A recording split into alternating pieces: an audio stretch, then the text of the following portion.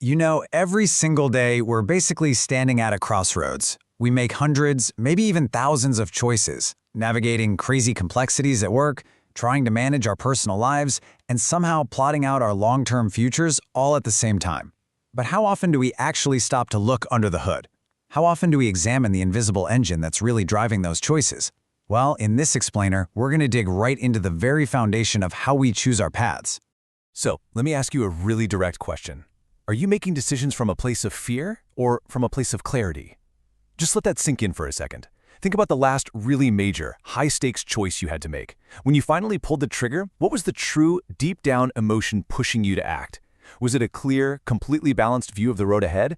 Or was it something a little darker? See, most of the time, we absolutely love to think we're making these incredibly smart, highly rational decisions. We build the complicated spreadsheets, we stare at the data, we write out our pros and cons lists. But deep inside, if we're being completely honest with ourselves, the real driver of that decision might actually be fear. It could be this paralyzing fear of failure, the fear of losing money, the fear of being judged by our boss, or honestly, just the fear of missing out. That classic FOMO that practically forces us to jump on a bandwagon, like buying some wildly expensive piece of enterprise software just because a competitor did it. And the moment those fears take the wheel, our clarity is just gone. Okay, let's dive into how we actually fix this. To solve the problem, we need a practical framework, and we're going to look at this through the lens of something called business yoga. Now, hold on. Before you picture people in suits doing downward dog in the boardroom, let me clarify. This has nothing to do with physical stretching. It's entirely about mental balance. It takes ancient yogic wisdom and plugs it right into our daily work and life decisions. It's a framework built on awareness, balance, discipline, and ultimately taking purposeful action. It literally gives us a way to analyze the energetic forces bouncing around inside our minds. In this framework, there are two main energies at play in your head. The first one is called Ida. Now, Ida represents your calming, reflective, intuitive, and creative energy. It's that quiet little voice inside you. It's the exact energy you feel when you're deeply brainstorming, when you're writing in a journal, or when you just kind of sit back with a cup of coffee to reflect on the big picture. It's where your imagination and your deepest intuition live. But here's the thing. Ida is only half the equation.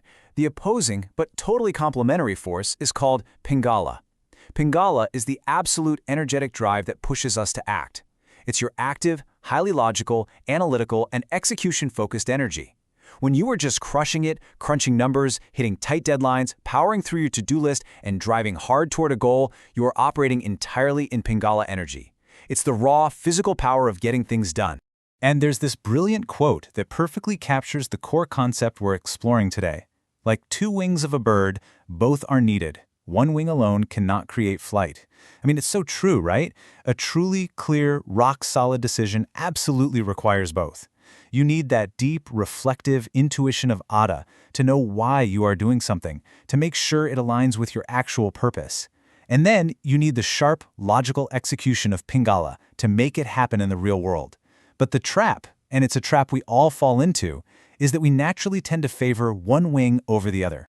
So what actually happens when we lose that balance?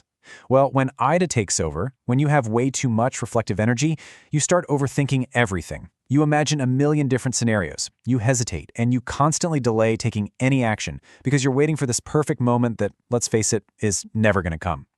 On the flip side, when Pingala completely dominates, when you're just consumed by the need to do something right now, you rush, you force outcomes, you react blindly to whatever's in front of you without a second of forethought. And guess what? Both of these extremes lead to absolutely terrible decisions. You can actually hear this imbalance playing out in your own internal dialogue. Seriously, listen to yourself next time. When we're operating from a fear-based mindset, our brain gets stuck in this obsessive, anxious loop. Oh man, what if I fail? What if this all goes wrong? What if I look like an idiot? It's entirely fixated on these disastrous future scenarios.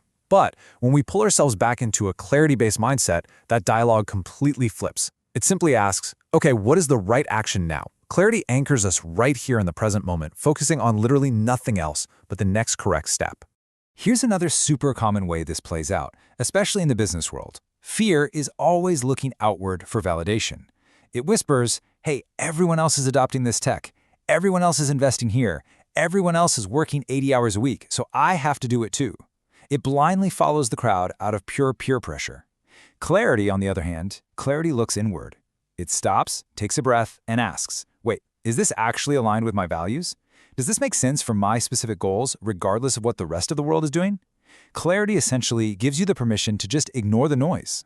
And that brings us to the actual rhythmic difference between these two states. Fear. It rushes, and it reacts. It always feels like a 5-alarm fire drill, right? It's chaotic, it's breathless, it's insanely urgent. But clarity pauses, and it responds. Do you notice the difference there? Actually taking a pause gives you the mental space to choose your response instead of just instinctively reacting to whatever is poking at you. So, the crucial takeaway here is this. Trying to live in either of these extremes creates a really painful daily imbalance. If you're constantly taking action without ever reflecting, if you are pure execution, burnout isn't just possible, it's absolutely inevitable. It leads to massive, crushing stress. Conversely, if you're constantly reflecting and planning and philosophizing, but you never actually take action, if you're pure Ida, you just end up paralyzed. And that equals confusion and total stagnation. Neither one of those paths is going to get you where you want to go. All right, let's ground all these abstract concepts in reality. I want you to imagine you are facing a massive, real-life choice right now.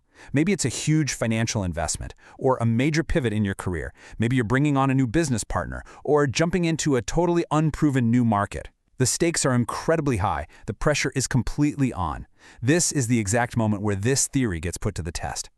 In this kind of high-stakes scenario, a total war usually breaks out inside your head. One part of your mind, driven by ego, a sense of urgency, and that highly active Pingala energy, is pushing so hard for quick results. It's screaming at you to just sign the contract right now and get moving. But then another part, your Ida energy, quietly senses that maybe something isn't quite right. Maybe the terms feel just a bit off, or the potential partner's values don't perfectly align with yours. That internal conflict is the ultimate test of your balance. The loud, ego-driven demand for speed going right up against the quiet, nagging whisper of your intuition. To actually resolve this conflict, the Business Yoga framework gives us 4 really actionable steps to walk through before finalizing any big decision. Let's look at them, because this is where the rubber meets the road. First, you have to ask yourself bluntly, am I deciding this from fear or from clarity? You have to literally name the emotion driving you. Second, look at the facts objectively. What is the hard data say when you completely strip away all that emotion? Third, consult your intuition. What is your gut, that unexplainable inner compass, actually telling you about this path? And fourth, look down the road. Will this decision create real balance, foster trust, and build long-term value?